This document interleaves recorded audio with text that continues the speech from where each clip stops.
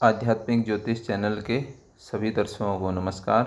सर्वप्रथम मैं भगवान तथा परमपिता परमेश्वर से प्रार्थना करता हूँ कि आपका जीवन सुखी और मंगलमय हो और आप अपने जीवन में निरंतर प्रगति करते रहें। आज हम चर्चा करेंगे बुध ग्रह का गोचर जो मिथुन राशि से कर्क राशि में हुआ है, इसका 12 राशियों में क्या प्रभाव होने वाला है। तो वीडियो प्रारंभ करने से पूर्व मैं आप लोगों से निवेदन करना चाहूँगा कि आप मेरे इस YouTube चैनल आध्यात्मिक ज्योतिष को सब्सक्राइब करें, वीडियो को लाइक करें और कमेंट करके मुझे आप बता भी सकते हैं कोई सुझाव अगर आप देना चाहें। आइए अब हम वीडियो प्रारंभ करते हैं। तो आज दिनांक 23 जून 2025 को बुध ग्रह मिथुन राशि से कर्क राशि में गोचर कर चुके हैं। तो इसमें जो मैं 12 राशियों में प्रभाव करूंगा, मैं आपको इसका थोड़ा सा संक्षिप्त रूप में बताना चाहूँगा कि इसमें मैं पूरा तो नहीं बताऊंगा, लेकिन कुछ कुछ चीज़ें आपको जो मुख्य मुख्य बिंदु हैं उनको मैं आपको बताने का मेरा प्रयास होगा। और इसके अलावा जो मैं रेमेडी है, बुध ग्रह के जो उपाय हैं, वो वीडियो के मैं अंत में आपको दे दूंगा, तो उससे फिर आप उपाय कर सकते हैं।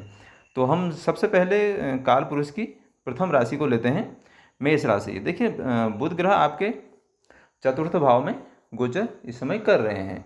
तो अब मैं थोड़ा सा राशिफल या गोचर का जो फल है उस पर जाने से पूर्व मैं आपको बता दूं। देखिए, बुध ग्रह क्या है, आपके लर्निंग के, बुद्धिमत्ता के, है ना, ज्ञान के, एजुकेशन यानी शिक्षा के कारक ग्रह होते हैं।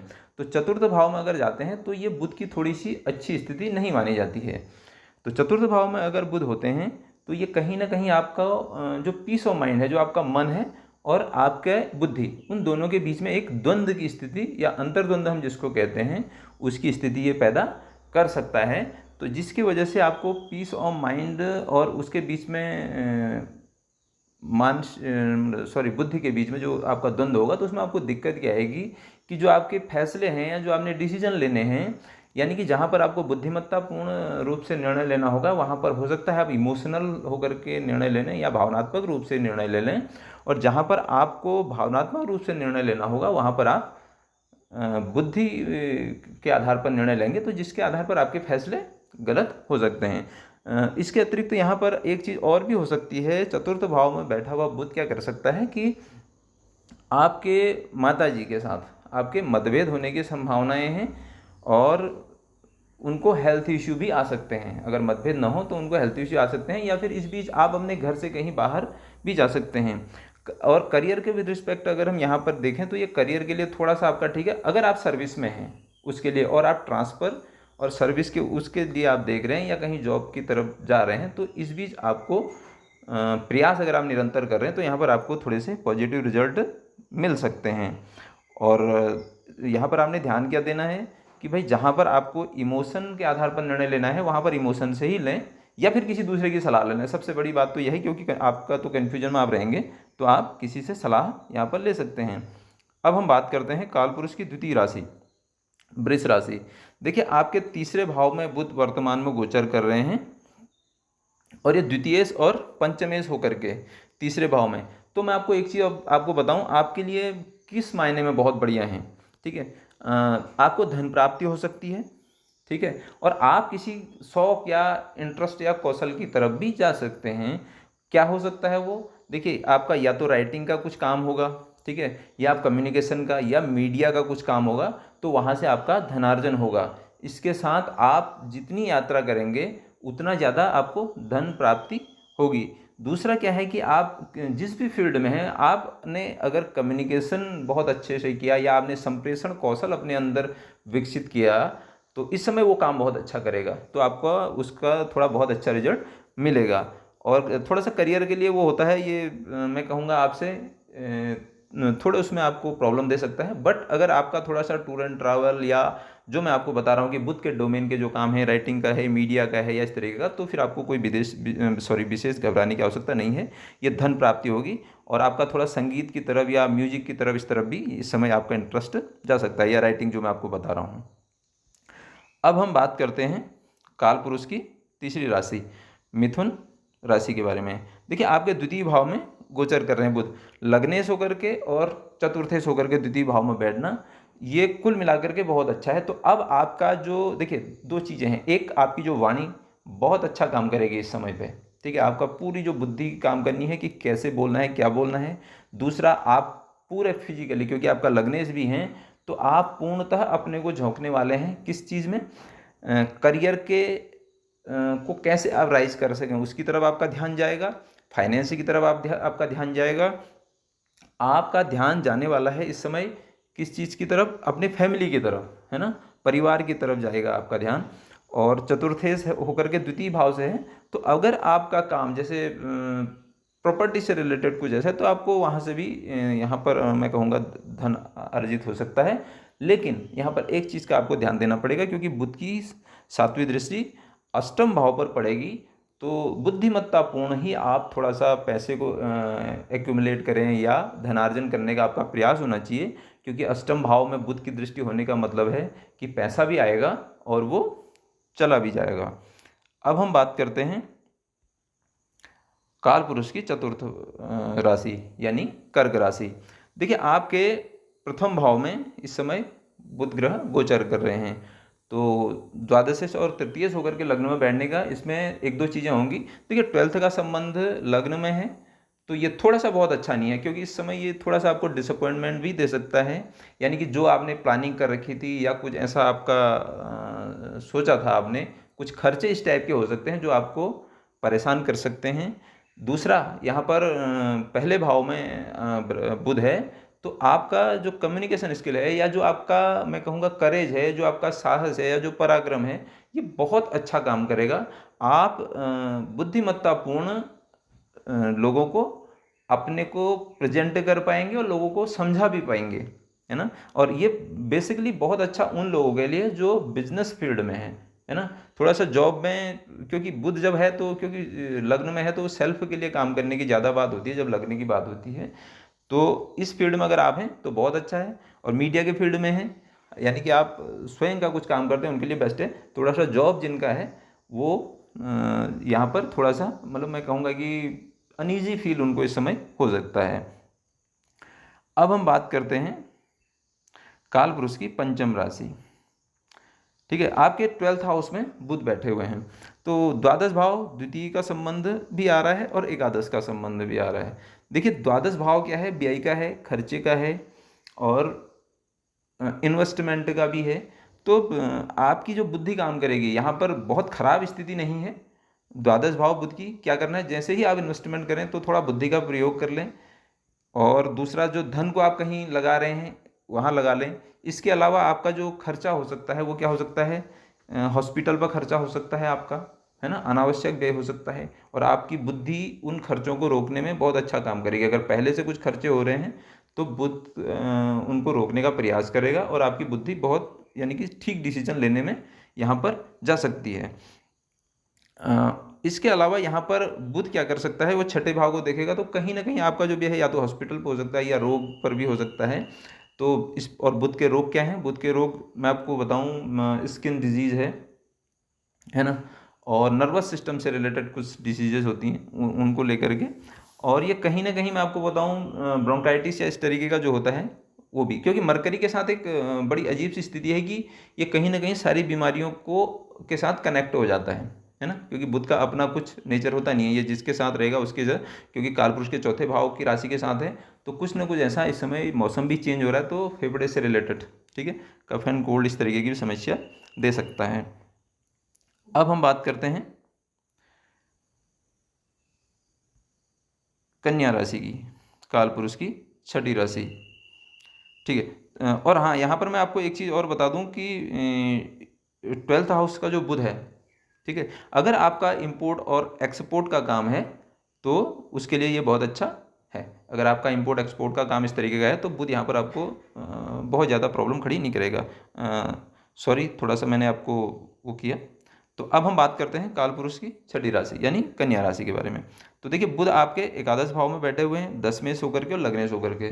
तो ये आपका बहुत अच्छा समय जाएगा किन चीज़ों में, सोशलाइज होने में, यानी कि आपको समाज से जुड़ने में, सोशल वर्क होने में, है ना। इस तरीके का काम है, यानी कि आपको लोगों से कनेक्ट होना है, और जिन लोगों का स्पेशली समूह के साथ यानी जन समूह के साथ जुड़ना होता है उनके लिए बहुत अच्छा है। जैसे एनजीओ टाइप के काम हैं और इस तरीके के अगर आपके बिजनेसेज हैं तो उनमें ये बहुत अच्छा काम आपको देगा, यानी कि आप उसमें बहुत अच्छा कर सकते हैं। आप इस तरीके के कामों से पैसा भी कमा सकते हैं, और यानी कि ये इच्छा पूर्ति भी आपकी हो सकती है इस समय पे।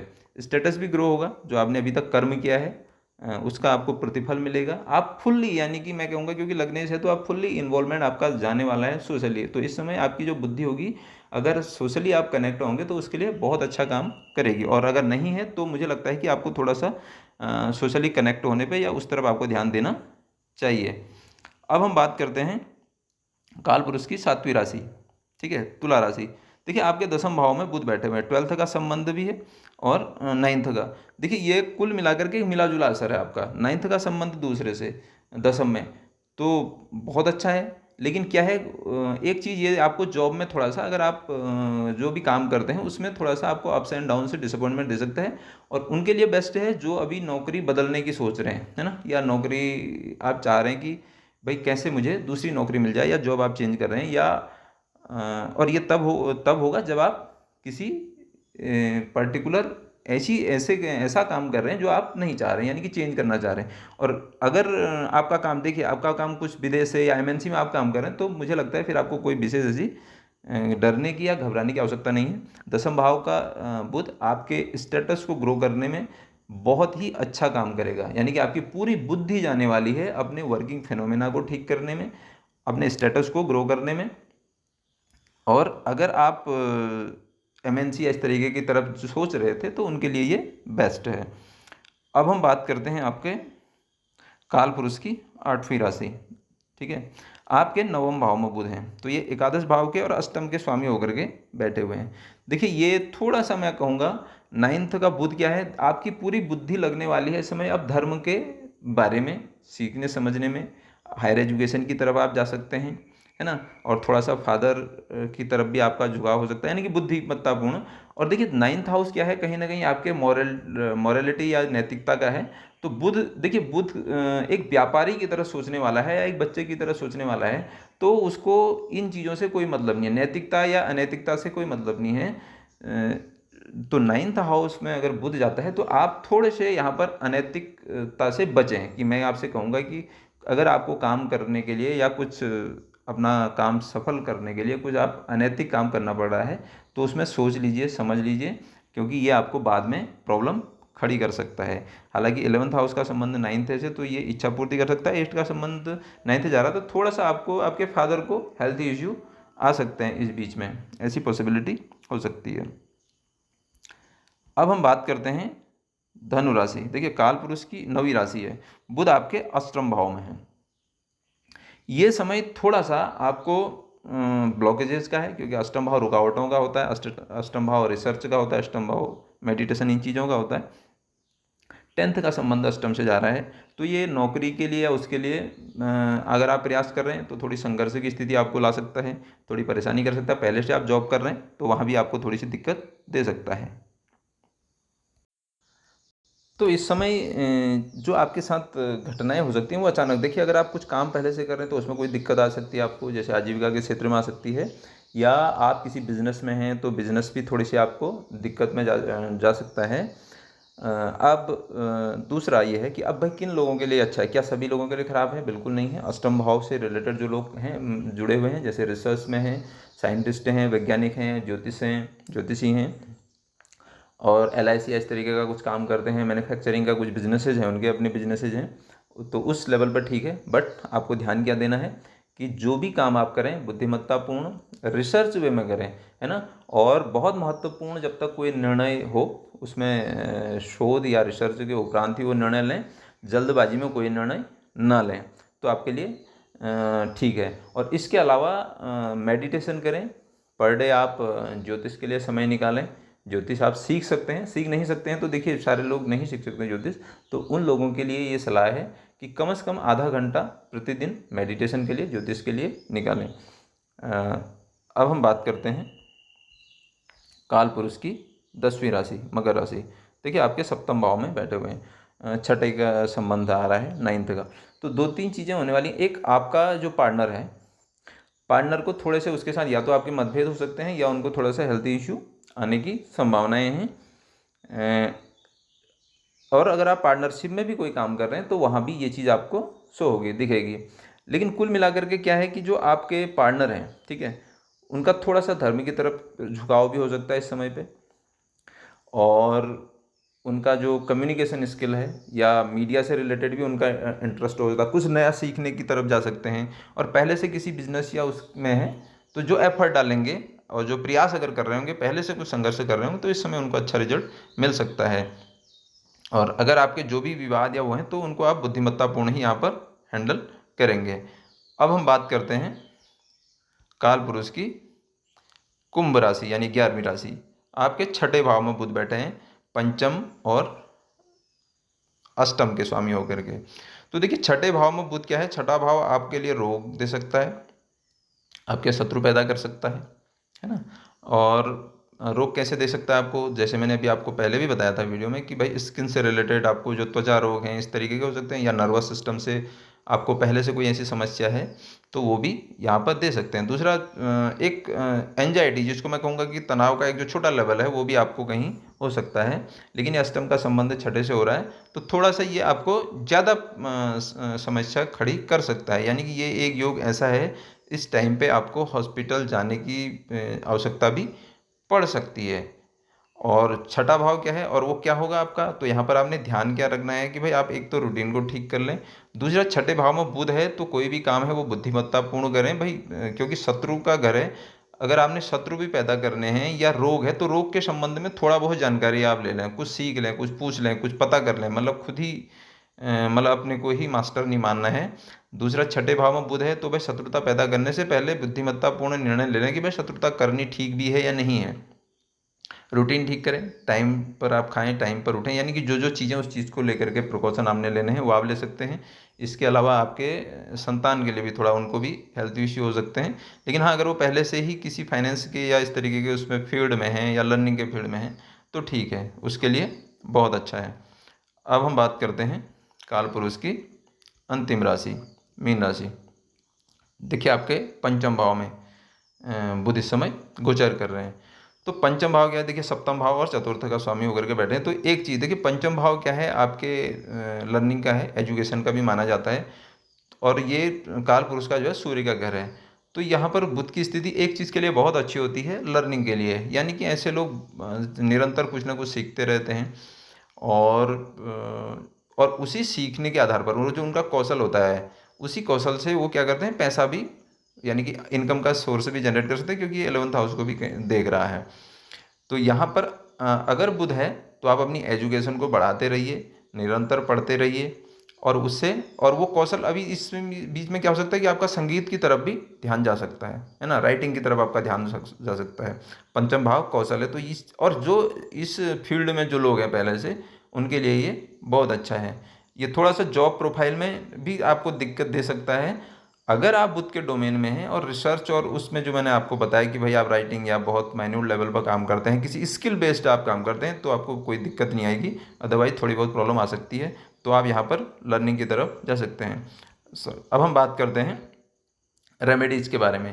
देखिए रेमेडीज़ क्या हैं, सबसे पहले बुध का जो मेन करेक्टरिस्टिक्स है वो ये है कि लर्निंग, सीखना। सबसे पहले आप सीखना शुरू करें, कुछ भी अगर आप कुछ काम करते हैं, आजीविका का क्षेत्र आपका जो भी है, जो आप जॉब करते हैं, उस जॉब के संबंध में सीखना शुरू कर दीजिए, जानना शुरू कर दीजिए, पूछना शुरू कर दीजिए, पढ़ना शुरू कर दीजिए। इसके अलावा और क्या है कि बुद्धिमत्तापूर्ण काम करना, ठीक है, इंटेलेक्ट के साथ आप काम करना शुरू कर दीजिए। और इसके अलावा जो दिक्कत होगी कहाँ होगी, 6, 8, 12 और छठे भाव में जिनका बुध गोचर कर रहा है उनके लिए क्या सलाह है कि भाई आप अपने रूटीन को ठीक करें, ठीक, शत्रु पैदा करने से पहले सीख लें, जान लें, पूछ लें किसी दूसरे से, है ना। बुद्धिमत्तापूर्ण निर्णय लेना है कि भाई इस समय झगड़ा करना, विवाद करना ठीक है या नहीं है, ठीक हो गया। इसके अलावा रोग, अगर कुछ हम बात करें तो रोग के बारे में जानकारी ले लें, ठीक। और जिनका अष्टम भाव में है वो क्या कर सकते हैं भाई, ज्योतिष सीख सकते हैं, ज्योतिष से संबंध में कुछ जानकारी जुटा सकते हैं, मेडिटेशन कर सकते हैं, ऑकल्ट कर सकते हैं, ध्यान में जा सकते हैं आप। और जिनका 12वें भाव में है वो क्या कर सकते हैं, देखिए द्वादश भाव क्या है, चैरिटी का भी है, दान का भी है। तो क्या दान करें, विद्या दान करें, ठीक, क्योंकि बुध विद्या का कारक है। तो किसी को आप निःशुल्क फ्री में ट्यूशन पढ़ा सकते हैं, ठीक है।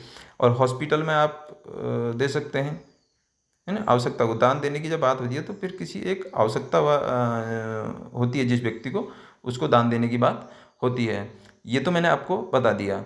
और इसके अलावा आप क्या उपाय कर सकते हैं, देखिए आप बुधवार के दिन तुलसी के पेड़ में आप जल दें, एक गणपति को आप दूर्वा चढ़ाएं और विष्णु सहस्त्रनाम का पाठ करें, तो आपका कल्याण होगा। आपने मुझे इतना समय दिया उसके लिए आपका बहुत बहुत धन्यवाद।